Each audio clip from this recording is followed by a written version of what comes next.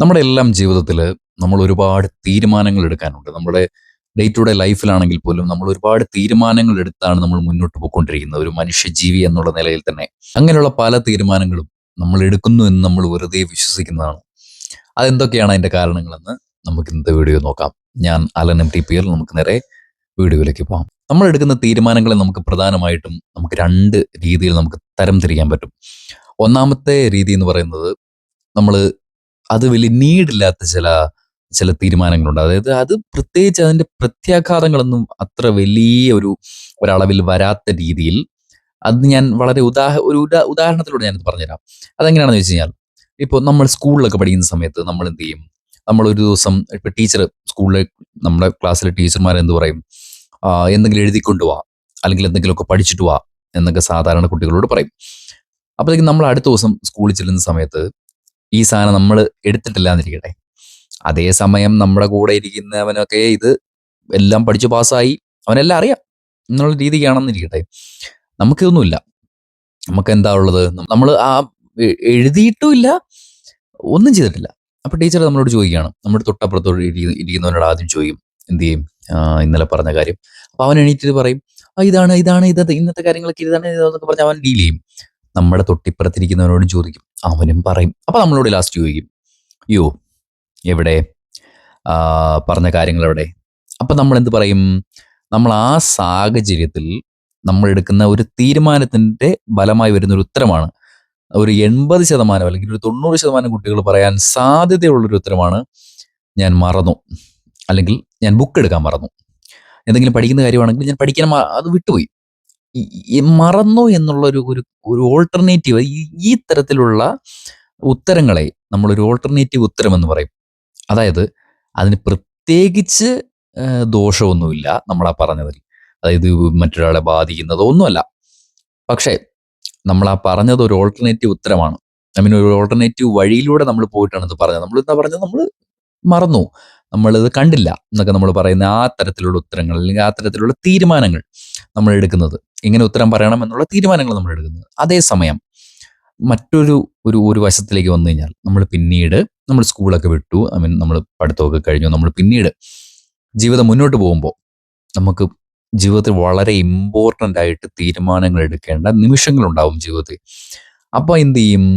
ആ സാഹചര്യങ്ങളിൽ നമ്മൾ എടുക്കുന്ന തീരുമാനങ്ങൾ എന്ന് പറയുന്നത്, അത് നമ്മുടെ നമ്മുടെ കുട്ടിക്കാലം നമ്മളെ എങ്ങനെയാണ് നമ്മളെ ബിൽഡ് ചെയ്തത്, അത് നമ്മുടെ പേരൻസ് ആണെങ്കിലും നമ്മുടെ ബന്ധുക്കളാണെങ്കിലും ആരാണെങ്കിലും, നമ്മൾ വളരുന്ന സമയത്ത് നമുക്ക് ആരാണോ നമ്മളെ വളർത്താൻ ഉണ്ടായിരുന്നത്, അവരെങ്ങനെയാണ് നമ്മളെ വളർത്തുന്നത്, അവരെങ്ങനെയാണ് ഒരു തീരുമാനം, ഓരോ സിറ്റുവേഷൻസിനെയും അവരെങ്ങനെ ഡീൽ ചെയ്തു എന്ന് കണ്ടാണ് നമ്മൾ വളരുന്നത്. അപ്പോൾ നമ്മൾ എന്ത് ചെയ്യും?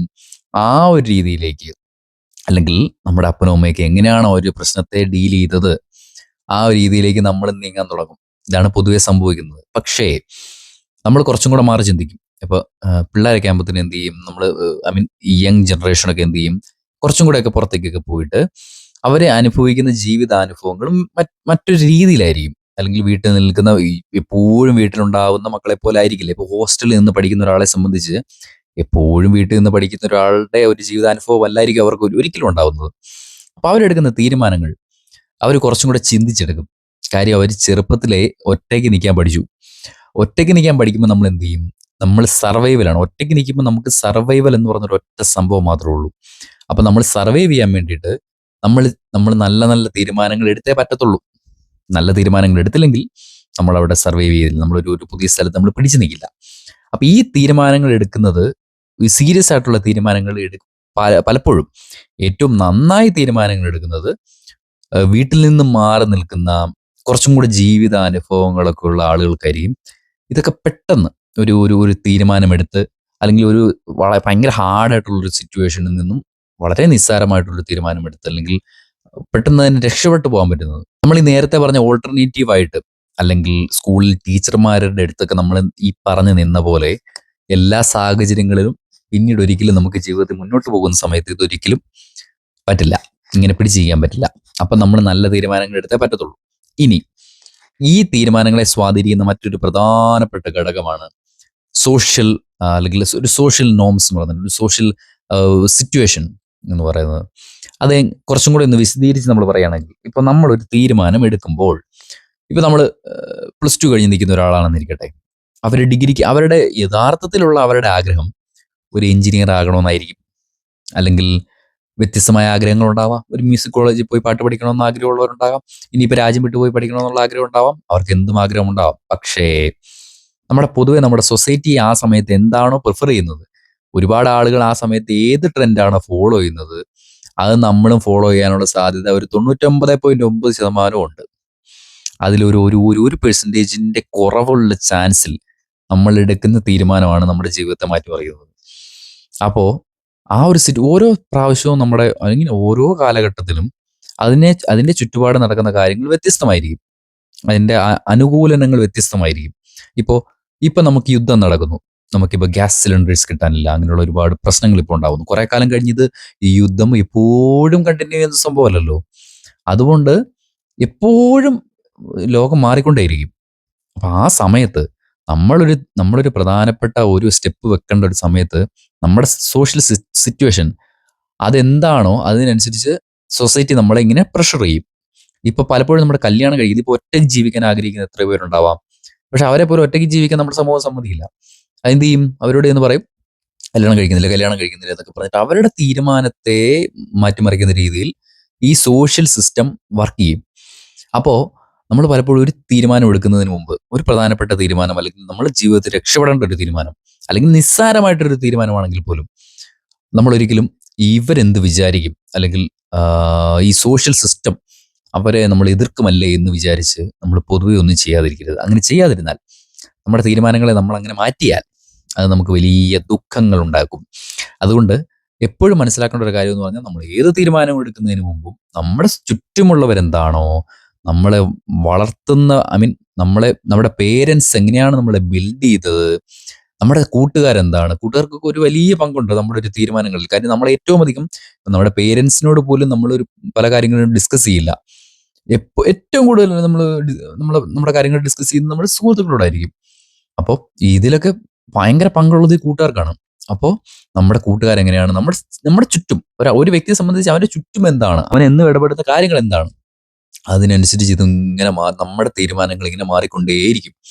അതുകൊണ്ട് നമ്മളിപ്പോൾ നമ്മളൊരു സിറ്റുവേഷൻസിൽ, ഒരു സാഹചര്യത്തിൽ നമ്മളൊരു തീരുമാനം എടുത്തു പോയി എന്നതുകൊണ്ട് പിന്നീട് അതോർത്ത് ഒരുപാട് വിഷമിക്കേണ്ട ആവശ്യമൊന്നുമില്ല. കാര്യം ചിലപ്പോൾ ആ തീരുമാനം നമ്മൾ എടുത്തതാവില്ല. നമ്മുടെ ചുറ്റുമുള്ളവരുടെ ഒരു പ്രഷർ മൂലം നമുക്ക് അങ്ങനെ ചെയ്തു പോകേണ്ടി വന്നതാവാം. പക്ഷേ ഇതിന്റെ പ്രധാനപ്പെട്ട ഒരു കാര്യം എന്ന് പറഞ്ഞാൽ, ഞാൻ അങ്ങനെ ചെയ്തു, എനിക്കത് പറ്റിപ്പോയി എന്നുള്ളൊരു തിരിച്ചറിവ് ബേസിക്കലി നമുക്കുണ്ടാവണം. അതാണ് നമുക്ക് അങ്ങനെ ഒരു കാര്യത്തിൽ നമുക്ക് ചെയ്യാൻ പറ്റുന്നത്. കാര്യം നമുക്ക് ഒരിക്കലും പാസ്റ്റിലേക്ക് എന്നിട്ട് നമുക്ക് അവിടുത്തെ ഒരു കാര്യവും മാറ്റാൻ പറ്റില്ല. നമുക്ക് പ്രസന്റിൽ എന്തെങ്കിലും നല്ലത് ചെയ്യാനേ പറ്റത്തുള്ളൂ. അതുകൊണ്ട് നമ്മൾ പലപ്പോഴും പല തീരുമാനങ്ങൾ എടുത്തു പോയി എന്ന് പറഞ്ഞ് ഒരുപാട് വിഷമിക്കുന്ന ആളുകളുണ്ട്. അത് പലപ്പോഴും അവരുടെ തീരുമാനങ്ങളല്ല.